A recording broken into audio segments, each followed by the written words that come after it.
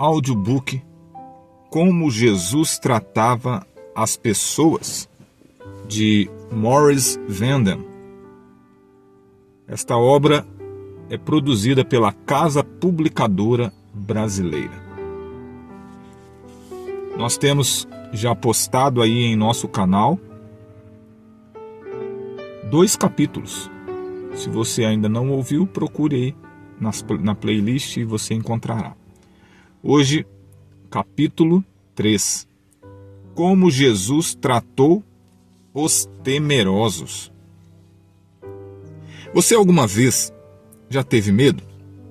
Quando era pequeno, você sempre tinha medo quando o relâmpago brilhava e o trovão soava? Você alguma vez teve medo quando sozinho à noite? Você alguma vez já sentiu medo de ficar velho? E de ter que fazer operação ou de perder seu emprego? Você alguma vez já se sentiu com medo de mudar-se e fazer novos amigos e perder velhos amigos? Você já se sentiu com medo de não conseguir chegar ao céu e perder a vida eterna? O medo é tão velho quanto o pecado. A primeira coisa que nós notamos em Gênesis, após Adão e Eva terem comido do fruto, é que eles se esconderam. Deus veio procurar por eles e disse: Adão, onde está você? Por que você se escondeu? E ele disse: tive medo, Senhor. Por que ele teve medo? Por causa do pecado. O último livro da Bíblia, Apocalipse, dá ao medo um tratamento nada promissor. O vencedor herdará estas coisas, e eu lhe serei Deus, e ele me será filho. Quanto, porém, aos covardes ou temerosos, aos incrédulos, aos abomináveis, aos assassinos, aos impuros, aos feiticeiros, aos idólatras e a todos os mentirosos, a parte que lhes cabe será no lago que arde com fogo e enxofre. Apocalipse capítulo 21, versos 7 e verso 8. Que enorme grupo, múltiplo e variado, nos é revelado aqui, com o medo. O medo tem mau conceito nas Escrituras, porque Deus tem algo melhor que o temor para o seu povo. Agora, há um interessante episódio na vida de Jesus que nos leva diretamente a esse assunto. Ele se encontra no Evangelho de Marcos, capítulo 4, a história da tempestade no mar da Galileia. No verso 35 diz: naquele dia, sendo já tarde, disse-lhes Jesus: passemos para a outra margem. Note que foi sugestão de Jesus atravessar o lago naquela noite. Essa não era a ideia dos discípulos. Não era loucura deles. Isso não era costume deles, passar por um lugar difícil. Eles se dispuseram a atravessar o lago pela ordem e convite do próprio Jesus. Jesus disse: vamos para o outro lado. Despedindo a multidão, o levaram assim como estava no barco, e outros barcos o seguiam. Ora, levantou-se grande temporal de vento, e as ondas se arremessavam contra o barco, de modo que o mesmo já estava a encher-se de água. E Jesus estava na popa, dormindo sobre o travesseiro. Eles o despertaram e lhe dizem: Mestre, não te importa que pereçamos? E ele, despertando, repreendeu o vento e disse ao mar: acalma-te, emudece. O vento se aquietou e fez-se grande bonança. Então lhes disse: por que sois assim tímidos? Como é que não tendes fé? Eles, possuídos de grande temor, diziam uns aos outros: quem é este, que até o vento e o mar lhe obedecem? Você também ficaria aterrorizado com tal experiência. Mas vamos voltar e tentar nos colocar no quadro, imaginando como foi naquele dia. O dia tinha sido muito ocupado. Jesus tinha contado muitas parábolas. Ele tinha curado o doente. Ele havia trazido conforto a corações perturbados. Agora ele estava cansado. Ele fora dominado pela fome e exaustão. Deus? Sim, faminto e cansado. Talvez até mesmo mais cansado que os demais. Assim, eles se foram através do mar para um lugar quieto em busca de descanso. Tão rápido como é frequente acontecer naquele mar, o vento desceu vertiginosamente das montanhas de Gadara e agitou violentamente a água, formando ondas furiosas e espumantes. As ondas assim agitadas atuaram sobre o barco dos discípulos, ameaçando submergi-lo. Sem auxílio na fúria da tempestade, eles pensaram que iam afundar ao verem o barco ser inundado. Absortos no esforço de se salvarem, eles esqueceram que Jesus estava no barco. Agora, vendo que seus esforços eram em vão e apenas a morte diante deles, lembraram-se daquele que havia dado a ordem para atravessarem o mar. Em Jesus estava a única esperança. Em desespero e angústia, eles gritaram: Mestre! Mestre! A descrição desse episódio, conforme relatado em Mateus, usa as palavras Senhor, salva-nos. Eles não disseram Senhor, ajuda-nos. Há uma grande diferença entre as duas expressões. Isso realmente fala sobre a questão do poder divino e do esforço humano. Onde estava a cooperação deles?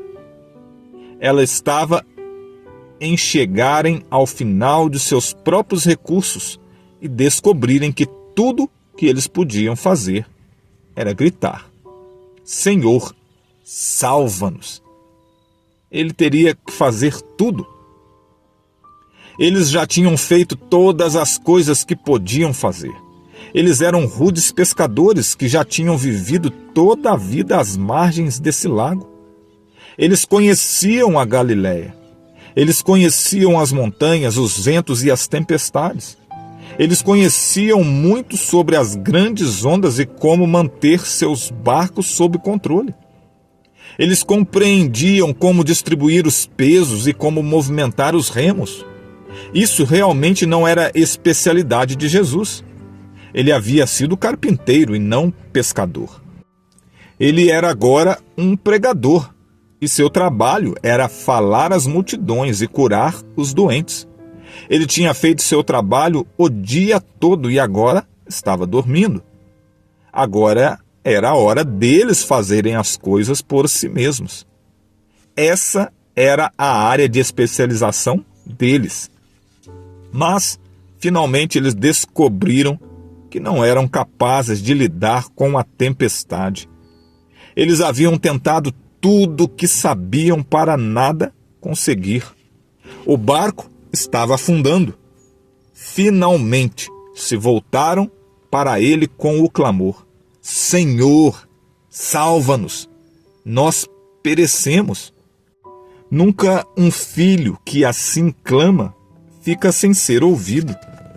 Jesus levantou-se, ergueu as mãos, tão frequentemente usadas em atos de misericórdia, e disse ao irado mar: Acalma-te, emudece. A tempestade cessa, acabam-se as ondas, as nuvens desaparecem, as estrelas brilham, o barco descansa num mar sereno. Então, voltando-se para os discípulos, Jesus pergunta tristemente: Por que sois assim tão tímidos? Ou, temerosos?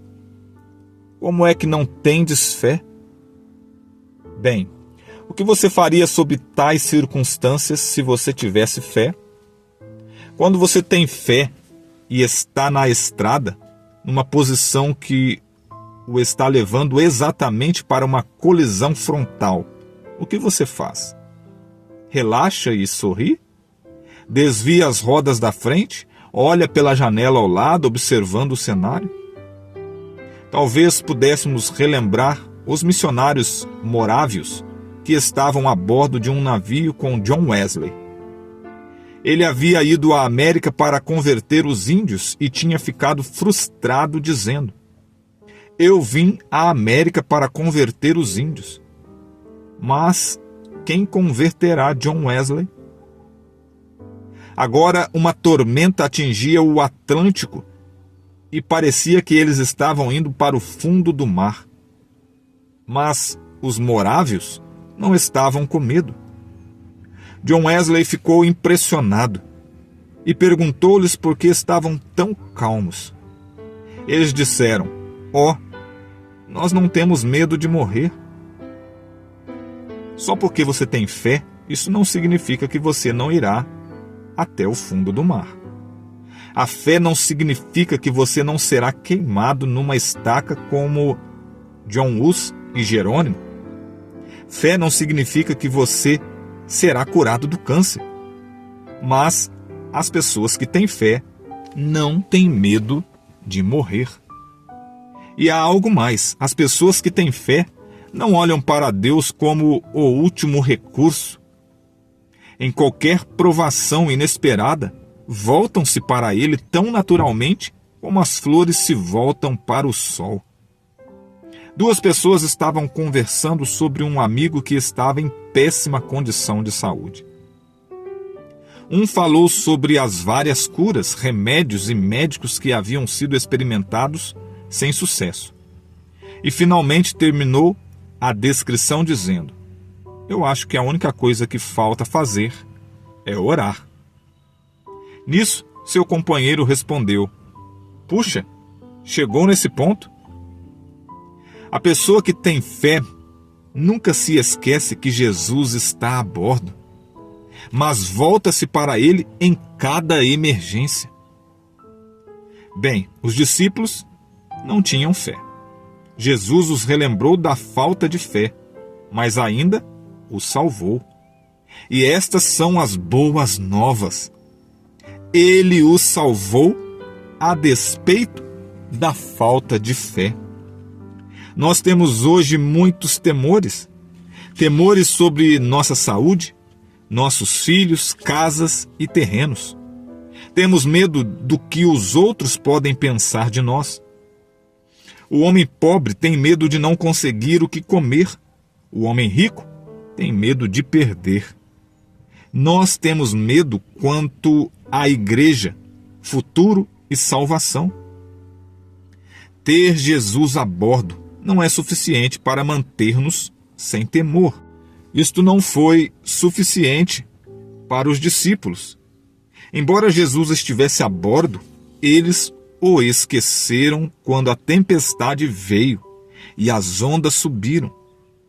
Isso ainda ocorre hoje. Nós podemos ter um relacionamento com Jesus e ainda não depender dele para todas as coisas. Os discípulos tinham um relacionamento com Jesus. Eles caminhavam juntos, conversavam, oravam juntos, trabalhavam juntos. Eles estavam muito próximos de Jesus, mas houve momentos em que eles demonstraram que, a despeito de seu último relacionamento com Jesus, ainda não dependiam dele para todas as coisas. Mas Jesus permaneceu com eles. Ele era paciente com eles e os encorajava a confiarem nele.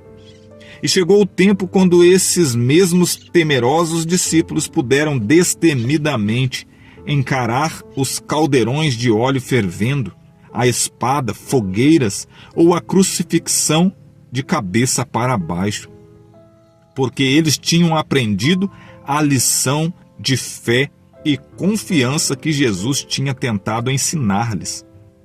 O amor de Jesus expulsa o temor e faz a diferença. A Bíblia diz que o amor perfeito lança fora o temor. Inicialmente você poderia dizer: bem, quem tem amor perfeito? Se nós não temos amor perfeito, como podemos evitar o medo? Mas o nosso amor não é perfeito. Cristo é o único que tem amor perfeito, e é seu amor perfeito que lança fora o medo. Eu imagino que muitos pais já passaram pela experiência de jogar para cima os filhos pequenos, com 2 ou 3 anos de idade. Eu gostava muito de jogá-los para cima e observá-los rindo e sorrindo, em completa paz, porque o papai os amava e ele os seguraria. Uma noite começamos a brincar no banco do piano. Meu filho subia no banco e pulava para meus braços. Ele pulou e pulou tanto até que fiquei exausto. E então eu disse: chega, não mais. Mais uma vez, papai, mais uma vez. E finalmente, na tentativa de pôr um fim à brincadeira, eu me afastei do local, imaginando que ele captaria a mensagem. Mas ele nem mesmo olhou. Dessa vez, quando ele subiu no banco do piano e pulou no ar, eu estava no outro lado da sala e ele teve uma queda desagradável. Eu me senti muito mal, mas não há nada igual ao amor e confiança de uma criança. Jesus é quem disse isso: se não vos converterdes e não vos tornardes como crianças. Mateus 18, verso 3. E ele nos convida a lançar sobre ele todos os nossos temores, porque ele cuida de nós. Porém, há uma grande diferença. Ele nunca fica cansado. Ele está sempre ali. Ele prometeu, em Hebreus capítulo 13, verso 5. Eu nunca o deixarei ou esquecerei. Mas ninguém, na verdade, se lança totalmente sobre Jesus até que compreenda tal amor e também compreenda que chegou ao fim de seus próprios recursos. Note, onde Jesus estava durante a tempestade? Ele estava dormindo no barco. Ele não estava com medo. Bem, nós somos tentados a pensar que era assim, porque ele era Deus. A compositora M.A. Barker diz: seja este revolto mar, a ira de homens, o gênio do mal, não podem a embarcação tragar, que leva a Cristo, o Senhor do mar. Mas aqui está uma coisa que nós não podemos perder: algo sobre o modo como Jesus vivia. Quando acordou para enfrentar a tempestade, ele estava em perfeita paz. Não havia nenhum traço de temor nas palavras ou no olhar, pois não tinha nenhum temor no coração. Mas ele não descansou na posse do poder onipotente. Não era como o Senhor do mar que ele repousava em silêncio. Tal poder ele havia dispensado. Ele havia dito: eu nada posso fazer de mim mesmo. Evangelho de João, capítulo 5, verso 30. Ele confiava no poder de seu Pai. Era na fé no amor e cuidado de Deus que Jesus descansava. E o poder daquela palavra que acalmou a tormenta era o poder de Deus vindo sobre ele, e não o poder de Deus de dentro dele. Se os discípulos tivessem confiado nele, teriam se mantido em paz. O medo no tempo de perigo revelou sua falta de fé. No esforço de se salvarem, eles se esqueceram de Jesus e somente quando estavam no desespero da autodependência é que eles se voltaram para ele, porque ele podia salvá-los. Note aqui a aplicação espiritual envolvida no acalmar da tempestade. Quando isso se trata da salvação, quão frequentemente encontramos a nós mesmos preocupados se seremos ou não salvos. E tudo isso desvia nossa atenção para longe de Jesus, nossa única fonte de força. Somos convidados a dedicar a manutenção de nossa alma a Deus e confiar nele. Ele nunca nos deixará se o tivermos aceito como nossa esperança e nossa salvação. Nós podemos deixá-lo, mas ele nunca nos deixará.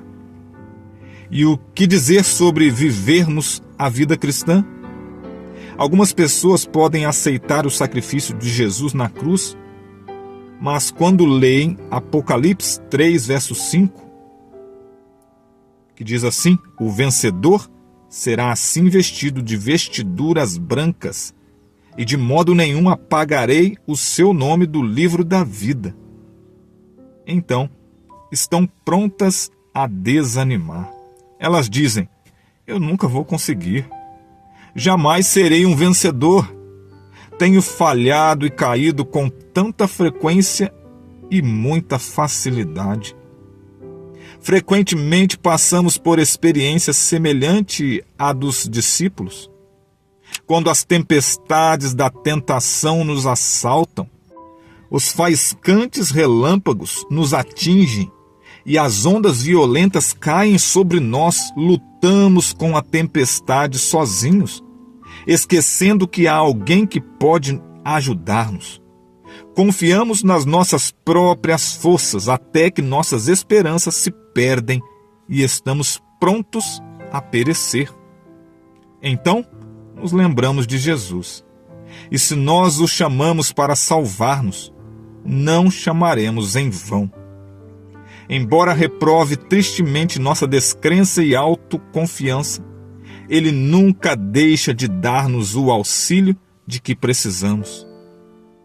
Para os cristãos, há apenas uma coisa a temer, apenas um temor legítimo. Devemos ter medo de confiar em nossa própria força. Devemos ter medo de largar a mão de Cristo ou tentar caminhar a senda cristã sozinhos. Porém, enquanto dependermos de Cristo, como ele dependia de seu Pai na terra, estamos seguros. Não precisamos temer enquanto confiarmos em seu perfeito amor. No próximo capítulo, veremos como Jesus tratou os rejeitados.